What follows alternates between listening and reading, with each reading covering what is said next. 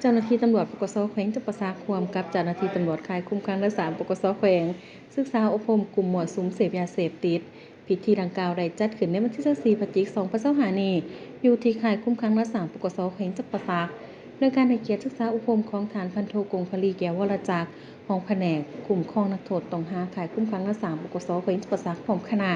มีฐานพันตรีผู้วงตุ่มกองพิมพ์รองแผนกตำรวจสกัดกั้นและต้านยาเสพติดปกส.แขวงจำปาสักมีบรรดากลุ่มมั่วสุมสิ่งเสพติดเข้าร่วมรับฟังจำนวน26คนหญิง3คนในการศึกษาอบรมในครั้งนี้ไม่ได้นำเอาเอกสารต่างๆที่นำมาโฆษณาเผยแพร่คือเอกสารกฎระเบียบของข่ายคุมขังและสร้างเอกสารผลหายและภัยอันตรายของยาเสพติดและประมวลกฎหมายอาญามาตรา315 320 321 319ฉบับปรับปรุงปี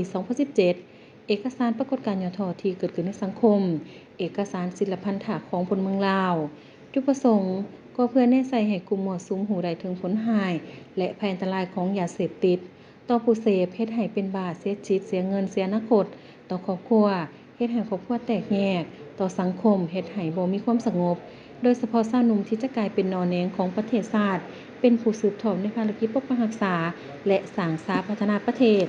เข้าใจต่อปัญหาปรากฏการณ์ย่อท่อต่างๆที่เกิดขึ้นในสังคมเป็นต้นแม่นปัญหาลักทรัพย์คุณทรัพย์ชิงทรัพย์ปัญหาการก่ออาชญากรรม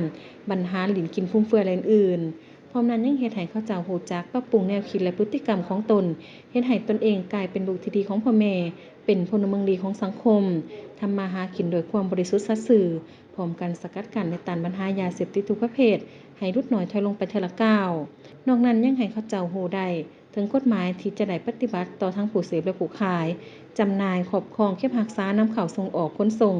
นำผ่านสาธารณรัฐประชาธิปไตยประชาชนลาวตอนท้ายท่านก็ได้เรียกร้องให้กลุ่มมั่วสุมทุกคน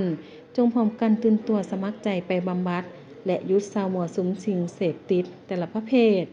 บ่ให้กลับไปมั่วสุมอีกกลับตัวกลับใจมาเป็นพลเมืองดีที่ถูกต้องตามระเบียบกฎหมาย